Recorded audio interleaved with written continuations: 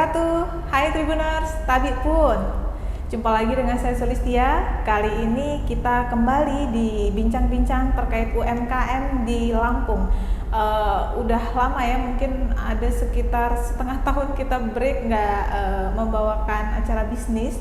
Kali ini hadir kembali ke tengah-tengah Anda rubrik UMKM ini untuk memberikan inspirasi nih, terutama terkait bagaimana kita membangun bisnis, bagaimana kita bisa survive terkait bisnis yang kita tekuni, dan bagaimana sih kita menghadapi kondisi yang memang lagi nggak bagus nih karena pandemi COVID, tapi tetap usaha itu tetap bisa berjalan seperti apa.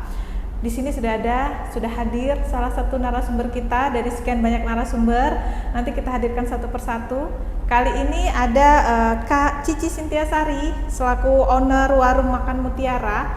Nah ini Kak Cici ini biasa kita panggil Cici, bergelutnya di bisnis kuliner dan khususnya rumah makan seperti itu ya. Langsung aja kita sapa. Selamat sore Kak Cici. Sore. Gimana kabarnya nih Cici?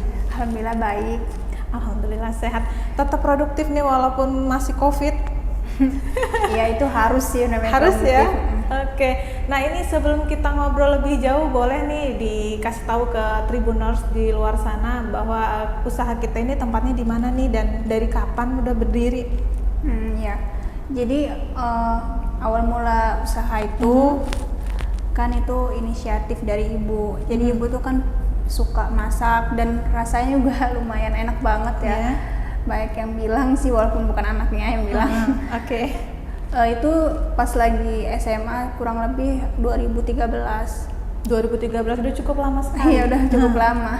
Nah itu ya sekarang sih alhamdulillah masih berjalan gitu. Walaupun ada pandemi tapi tetap berjalan alhamdulillah, karena itu sistem usaha UMKM di bidang kulinernya itu tentang, walaupun warung makan itu tuh lebih ke prasmanan. Oke. Iya, tapi jadi kita kayak orang catering. Kayak orang catering tapi sistemnya gitu ya? Makanan rumahan. Jadi buat orang-orang kan mungkin nggak semua suka dengan makanan yang bersantan. Tapi dengan adanya usaha yang dijalanin warung makan Mutiara ini, dia lebih prefernya ke lauk-lauk makanan di rumah gitu. Tapi dia ngambilnya sistemnya prasmanan dan makan di tempat gitu.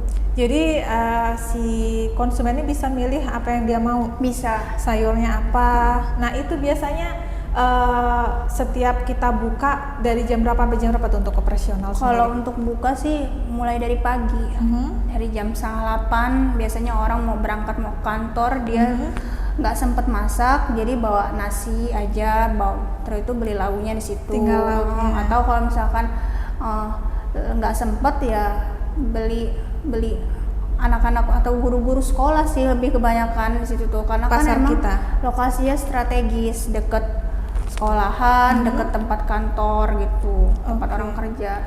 Jadi memang sebelum kita bicara lebih jauh nih, mungkin ini ada tipsnya juga dari Cici, bahwa kita untuk membangun sebuah usaha kuliner tuh penting nggak sih tempat yang harus seperti apa gitu. Milih tempatnya harus, ini harus pasaran gue anak sekolahan nih, pasaran gue orang kantoran gitu. Iya penting banget, kayaknya itu nomor 1. Karena kalau misalkan kita mau mulai bisnis tuh pertama yang kita pahami itu baca target pasar sih. Karena kan di situ tempat kita bisa ngelakuin dagangan usaha. Jadi yang pertama kita harus paham lokasinya strategis apa enggak, apa deket tempat-tempat sekolah, tempat kerja, atau itu tempatnya rame di pinggir jalan. Kebetulan memang usahanya itu di pinggir jalan. Jadi pas banget. Oke. Nah jadi Tribuners, bagi Anda yang mungkin masih gue udah punya ide bisnis nih tapi belum eksekusi. Nah ini salah satu tipsnya bagi Anda yang mau punya usaha dan punya outlet juga. Punya outlet ini nggak harus Anda beli langsung ya, tapi bisa dengan sistem sewa atau seperti apa yang kita nggak harus langsung ngeluarin budget terlalu besar. Tipsnya di sini pastikan tempatnya itu kita udah tahu pasarnya mau kemana nih, mau pasarannya strategis untuk anak sekolahan, perkantoran, atau semuanya bisa kita cover. Jadi ini tips dari Cici, dia memilih untuk semua kalangan berarti ya. Benar. Untuk harga sendiri gimana nih? Kalau harga karena semua kalangan masuk kan? Iya, alhamdulillah bagi semua kalangan tuh masuk ya, karena memang harga itu dimulai dari 10.000. 10.000 itu nasi. Udah bisa pakai apa tuh? Kalau sayur boleh berapa aja sih, karena kan tuh bebas ngambil prasmanan. Tapi kalau misalkan emang nggak suka sama beberapa sayur ya bisa dipilih gitu. Ya mulai dari 10.000 dengan sistem lauknya itu kan lauknya lebih ke telur kalau 10.000. Tapi sayurannya banyak jenisnya. Ada tempe orek, ada sayur bayam, misalkan ada sayur nangka. Pokoknya masakan perumahan banget sih. Cita rasa masakannya lebih kemana nih? Lebih ke Jawa sih. Jawa ya.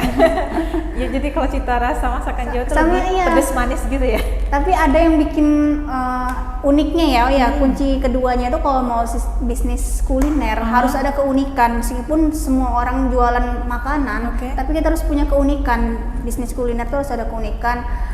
Walaupun masakannya mayoritas masakan Jawa ya. Tapi soal rasa pedas manisnya pas yang pertama. Yang kedua ada sambal seruit. Nah kebetulan ibu kan orang Lampung, masuk nih unsur lainnya. Iya benar. Jadi memang harus mengangkat budaya sih, budaya Lampung itu penting. Dan itu selalu ada. Selalu ada. Itu malah sering dicari. Kalau nggak ada sambal terasi itu katanya nggak lengkap. Kebetulan ada ikan lele ya, ayam goreng terus sama sambal seruit. Lalapan juga ada. Kalau lalapan sayuran ada juga, cuman jarang sih orang tanya. Jadi paling sih siapin kayak timun. Maduinya sama santan ya biasanya. Iya. Sulit itu ya. Nah ini di perjalanan bisnis yang bisa dibilang cukup lama kan Cici, didampingi orang tua ya, lebih ke peran ibu nih untuk chef ya. Nah ini ada nggak sih mungkin pasang surut, misal nih pelanggan tiba-tiba agak sepi, atau mungkin di awal itu nggak langsung dapat pasarnya gitu? Pasti ada yang namanya bisnis, apalagi kemarin pas pandemi PPKM itu ngaruh banget. Gimana tuh? Karena kan semua warga tuh mayoritas kan disuruh makan ya kan, sedangkan kita kan para pelaku usaha kan nggak mungkin nggak kerja, ya kan. Tapi ya dengan gimana caranya kita kan pasti tetap taat sama protokol kesehatan. Kalau misalkan kayak gitu, tapi tetap aja warga-warga kan nggak dibolehkan keluar kan katanya. Ya itu ngaruh banget sih dampaknya. Kayaknya semua usaha, termasuk usaha kuliner. Tapi pas masih awal nggak masalah ya, ketika belum pandemi itu, jual beli begitu buka memang udah ada pasar. Alhamdulillah udah ada. Karena memang efek pandemi aja. Efek pandemi itu ngaruh banget. Bahkan ada banyak orang yang punya usaha kuliner tapi tutup. Tapi alhamdulillah kami masih bisa survive sih. Gimana caranya biar nggak tutup? Nah, mungkin bisa bagi tipsnya tuh. Nah, gimana caranya?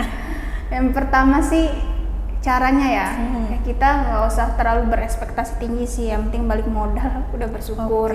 Yang pertama, walaupun nggak balik modal ya udah yakin aja rezeki kan udah ada yang atur, besoknya kan pasti nanti ada. Terus yang kedua kita harus inovatif sih. Inovatifnya gimana nih? Ya karena pun sistemnya bisnis kuliner ya kan. Jadi ya kita ngadain aja kegiatan positif, misalkan berbagi nasi ya kan, bekerja sama dengan komunitas tuh. Terus yang kedua ya kalau misalkan sempat untuk packaging waktunya ya kita jual masak-masakan yang sekiranya bisa di food frozen gitu. Itu juga kita lakukan. Ya tapi walaupun nggak konsisten. Iya, tapi sempat mencoba. Jadi frozen food masuk juga ya? Masuk lah. Ya Tribuners, ini sambil kita berbincang dari Tribun Lampung juga operatornya menayangkan beragam bentuk kuliner yang dijual di Warung Mutiara. Nah mengenai modal nih, besar nggak sih kita kalau mau mulai buka usaha warung makan atau tempat makan kayak gini? Ya lumayan. Karena kan kita lebih persiapan ke alat ya. Kayak kompor, etalase, dan kompor nggak cukup kayak kita rumah tangga satu aja cukup kan ya? Iya, kursi, peralatan-peralatan lain gitu sih. Tambah kalau misalkan kita mau ada minuman, kayak minuman kan otomatis kita harus kerjasama sama salah satu perusahaan gitu untuk bisa nyewa kulkasnya gitu. Ya lumayan sih, cuman kan balik modal pastinya, karena kan tuh sistemnya jangka panjang. Bener banget. Karena etalase paling nggak berapa tuh di awal yang mungkin untuk jadi gambaran bagi Anda di rumah yang mau coba-coba nih, karena emang yang namanya untuk perut, itu pasti ada aja pembelinya. Alhamdulillah, Tinggal iya, gimana kita inovasi produknya ya. Benar. Nah, mungkin berapa kisarannya kalau untuk tipe-tipe kita buka tempat makan kayak gini? Kalau di luar sewa sih 5.000 cukup sih. 5 jutaan guys, itu udah cukup. Karena yang budget gede itu biasanya nyewa tempatnya ya.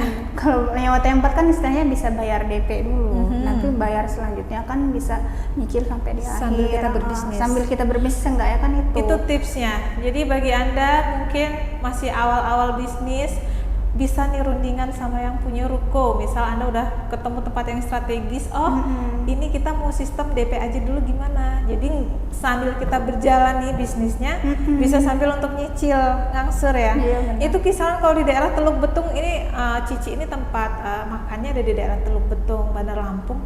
Itu biasanya berapa sih pasaran di sana untuk ruko itu setahunnya? 10 sih. 10 jutaan. Itu bisa dibilang masih cukup strategis. Dan cukup terjangkau dibandingkan ketika Anda membukanya di jalur Toko Umar. Itu sempat saya dengar teman sewanya aja sini bisa 20-an sampai 30 juta sendiri ya, tergantung tipe ruko ya. Jadi mungkin tipsnya kalau milih tempat nih, kita udah lihat nih, oh ini tempatnya strategis. Apakah kita harus langsung buka ke tempatnya, langsung nyari tempat yang rukonya tuh gede gitu, atau space-nya yang penting cukup deh dan itu bisa mengcover orang makan di tempat, bisa take away juga gitu. Gimana? Milih yang opsi mana biasanya untuk pemula? Untuk pemula sih sebaiknya nggak usah terlalu nggak usah terlalu banyak ngeluarin modal. Yang penting kita bisa paham dulu kena ke marketnya itu berapa persen. Kalau misalkan dari situ kita bisa ngebaca omset yang kita dapat, nanti kan lama-kelamaan kita bisa punya referensi yang lebih baik itu di ruko apa di tempat yang mana.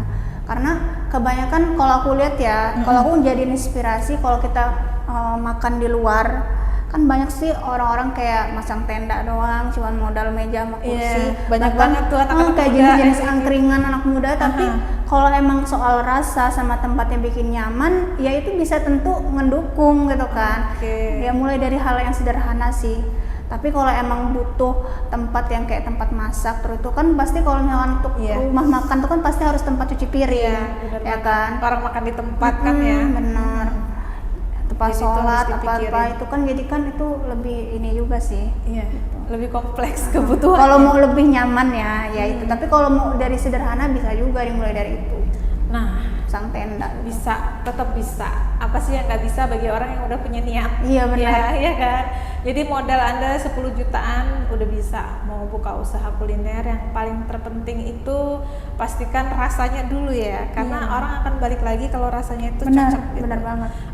Kenapa kita memilihnya konsepnya lebih ke makanan rumahan? Kan banyak tuh ya franchise yang lain gitu. Apa sih yang bikin Cici dan keluarga lebih tertarik untuk ke situ? Karena makan rumahan tuh kan istilah kata banyak itu opsinya yang bikin orang lebih tertarik. Yang pertama, walaupun kalah sama zaman kan, tapi kan semua orang tetap suka makanan rumah, terus sehat. Tetap kembali lagi ke rumah. Sehat, terus itu sederhana. Terus ada beberapa orang kayak usianya udah menengah ke atas kan pasti mereka lebih memprioritaskan masakan tuh yang harus sederhana, terus sama yang sehat, masakan rumahan. Terus kalau untuk beberapa kalangan muda yang merantau kan banyak tuh orang-orang pekerja yang misalkan dari luar kabupaten, mereka tuh kan kalau ingat masakan rumahan inget ibunya, jadi itu sih jadi yang bikin jadi tagline juga nih. Jadi tagline juga. Ingat masakan ibu, ingat masakan ibu. Banyak kok orang-orang yang muji itu. Saya kalau ngeliat masakan ini ingat ibu loh, gini-gini kan. Jadi kan itu jadi kesan tersendiri buat orang yang makan. Terus ya itu aja sih 2 poin tuh yang bikin kita kenapa milih-milih ke masakan rumahan. Karena walaupun mau berkembang zaman juga tetap masakan rumah tuh bakalan tetap dicari. Bener banget sih. Saya juga sering lebih kangen masakan ibu. Nggak sempet masak ya beli dari warung makan yang cita rasanya yang rumahan. Benar. Nah ini mungkin tipsnya juga nih dari Cici untuk kita bisa tetap survive. Apa sih model yang harus dimiliki untuk seseorang yang melakoni bisnis? Yang pertama doa sih. Doa itu penting, walaupun kata orang ya memang namanya usaha kan pasang surut, tapi kan yang namanya rezeki kan nggak akan tertukar. Bener. Kayak kita berdoa misalkan pagi itu kalau bisa sholat duha itu nggak boleh putus. Tuh. Sama yang kedua sedekah kalau untuk sistem berdoa. Terus yang kedua survive-nya itu ya ikhtiar kita, kayak kita inovatifnya itu harus ada, dan kita juga harus punya ilmu. Namanya bisnis pedagang itu harus punya ilmu. Salah satu ilmunya kita harus bisa belajar gimana caranya bisa mendatangkan konsumen tuh, gimana caranya bisa ilmu promosi. marketing dong, ya ilmu marketing itu dipakai, okay. Inovatif salah satu bentuk ikhtiar. Terus yang kedua kita ya harus gimana caranya kita perbanyak kenalan gitu, relasi ya? relasi dengan itu kan mampir ya kalau misalkan aku punya usaha lo gini-gini. Terus sekarang juga plusnya kita punya sosial media, kadang kalau kita suka tanpa sadar kita ikut mempromosikan ya. Kita posting belanja di sini, orang lihat postingan kita ikut belanja juga. Nah ini ngomongin soal COVID, sempat dibilang surut gitu kan penjualan. Ada nggak sih kita memanfaatkan teknologi gitu, kayak misal sosmed kita pasarin di sana juga gitu? Ada sih, cuman kan kembali lagi ke rezeki ya. Mungkin orang tuh ada dua karakter, ada yang udah promosi kenceng di teknologi tapi biasa aja, tapi ada yang nggak promosi tapi tetap ada yang datang gitu. Tapi ya kembali lagi sih rezeki udah ada yang ngatur. Yang dibeli Cici opsi yang mana? Dua-duanya dilakonin? Kalau 50-50 sih, tapi lebih ngepro ke manual. Manual tuh gimana maksudnya? Manual tuh ya kayak kita promosi dari temen aja sih, dari teman ke teman, dari mulut ke mulut gitu. Jadi kalau misalkan manual tuh lebih enaknya tuh kita bisa ini sih, bisa survive. Misalkan kita langsung datang ke tempat komunitas apa gitu yang membutuhkan sistem sedekah gitu, jadi lebih prefer ke manual gitu. Dapatnya dua itu ya. Tapi kalau teknologi ya sebenarnya dapat juga, cuman nggak mau jor-joran terlalu banyak iklan gitu. Karena kan hemat juga pandemi. Bener sih. Jadi walaupun masarin lebih ke kalau teknologinya sosial media pribadi kali ya. Benar, sosial media. Nggak modal kan. Nggak harus kita masang iklan gitu kan ya. Nah ini mungkin buat Cici pribadi, pengembangan ke depan ada nggak sih kira-kira mau apa nih, ngadain ada apa lagi gitu? Mungkin jadi geser juga selain masakan rumahan, kue-kue tradisional juga nih gitu. Gimana? Iya, rencananya sih pengen kayak gitu, cuman tunggu nanti waktu yang tepat gitu.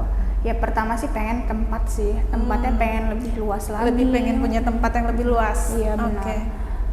Masih di daerah sana juga? Masih. Karena pasarnya kan di sana ya? Iya. Jadi ikhtiarnya sekarang pengen punya tempat yang lebih luas. Iya. Nah mungkin dari Cici pribadi, apa sih yang memotivasi dulu? Mungkin bisa di-share ke teman-teman. Backgroundnya Cici dulu, pendidikannya apa nih? Pertanian. Kan agak menyimpang ya guys. Kayak saya juga seorang guru sebenarnya guys. Itu kenapa? Apa yang memotivasi seorang Cici? Saya kuliahnya apa loh, tapi ternyata saya jadi entrepreneur gitu kan. Jadi saya jadi lebih ke jiwa wirausahanya yang jalan. Kenapa tuh?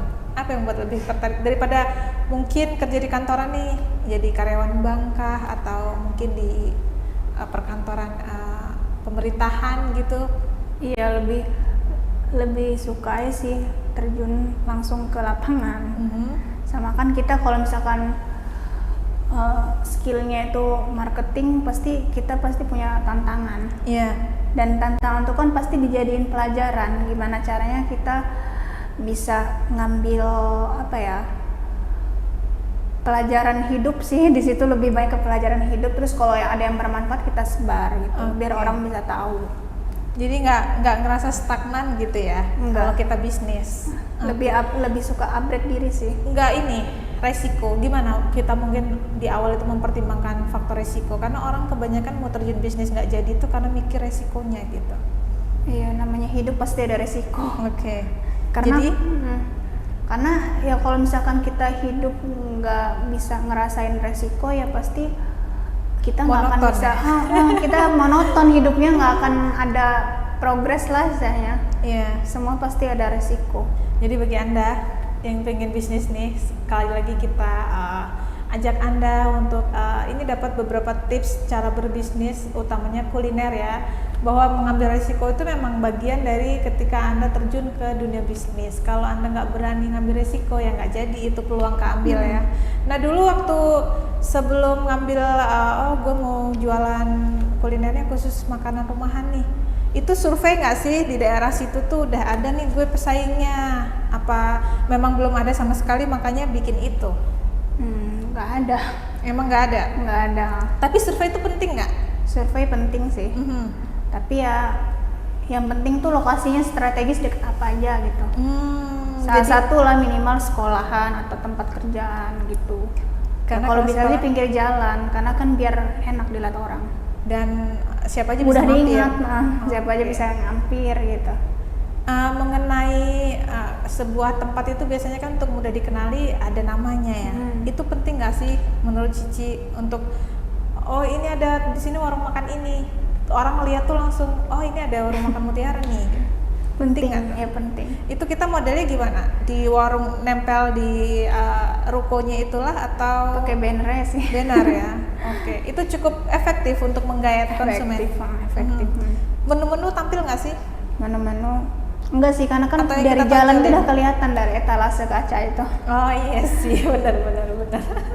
Ya Tribuners, bagi Anda nih yang mau belajar bisnis, bisa kita di setiap hari Sabtu jam 3 sore sharing-sharing terkait beragam bisnis dari para pelaku UMKM yang ada di Lampung. Nanti next kita bakal mengajak Anda untuk bertemu dengan pelaku UMKM lainnya, nggak hanya bidang kuliner, bisa jadi di bidang fashion atau lainnya nanti bisa kita hadirkan. Jadi apa yang kita share harapannya bisa memberikan inspirasi bagi Anda yang masih pengen terjun bisnis ini masih setengah-setengah nih, masih mikir lagi kira-kira modal gimana nih, aman nggak, resikonya gimana nih. Nah jadi kita melalui sesi wawancara ini bisa dapat ilmunya nih dari para pelaku pebisnisnya langsung mengenai bagaimana Anda bisa memulai dan terus mempertahankan bisnis. Nah mungkin sebelum kita closing dari Cici, mungkin apa sih yang bisa mungkin pesan ya, lebih ke pesan ke para anak muda nih. Cici ini masih muda loh, masih single. Jadi anak muda tuh bisa loh melakukan apa yang lebih dari yang sebenarnya bisa dilakukan gitu, termasuk berbisnis. Iya. Yang penting tuh jadi anak muda tuh kita harus produktif. Yang pertama, yang kedua kita harus peka. Karena kan seiring zaman kan kita pasti harus bisa paham dengan teknologi. Terus yang melek digital juga. Iya, melek digital. Yang ketiga kita harus kreatif. Karena orang pintar tuh bakalan produktif, kreatif, apalagi tadi melek digital. Melek digital. Terus? Ya, itu aja sih cukup. Karena kan dengan kayak gitu kita bisa survive. Karena zaman sekarang nih kalau anak muda itu banyak banget yang namanya sarjana. Tapi yang bisa jadi pembeda dari kebanyakan sarjana itu kan kita punya 3 hal itu. Kalau punya 3 hal itu kita bisa survive lah.